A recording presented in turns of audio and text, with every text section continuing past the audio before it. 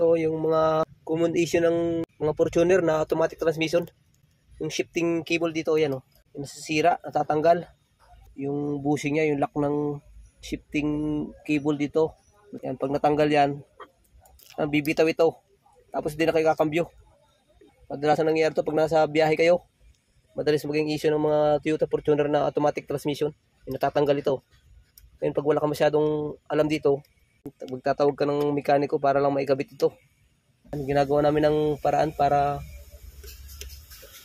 yan, mas matibay siya, hindi basta-basta matatanggal. Pinapalitan namin ito bushing. Yung bushing na ito, plastic engineering ito kaya matibay.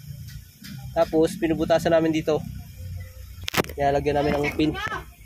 Itong pin na ito para mas matibay. Madalasan kasi madalas masira ito, mga issue ng mga Toyota Fortuner. Natatanggal yung bushing na ito.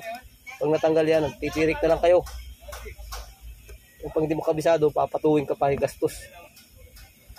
Ito lang sila kakabit. Ayan Bali ito yung bushing na nakabit namin. Yan ito. Yan. Tapos nalagyan na namin ng lock para mas matibay.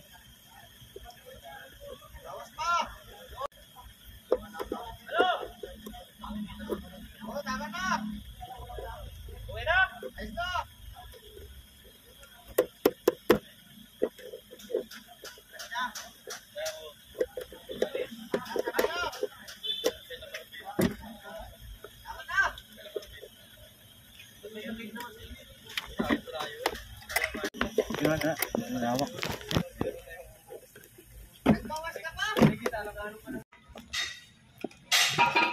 Hindi makakailangan sabay. Yan, okay na.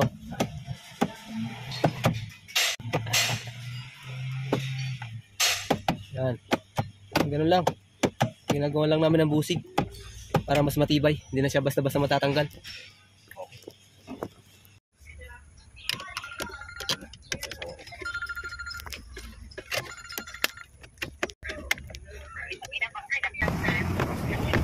Kaite. Okay, thank you.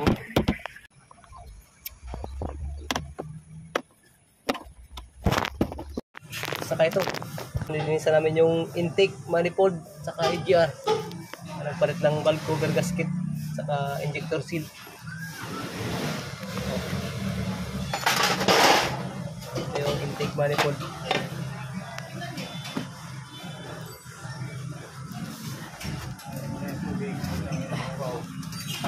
Ito EGR, yan lilinisan.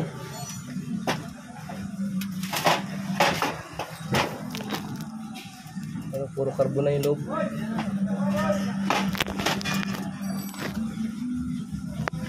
Ito yung intake manifold.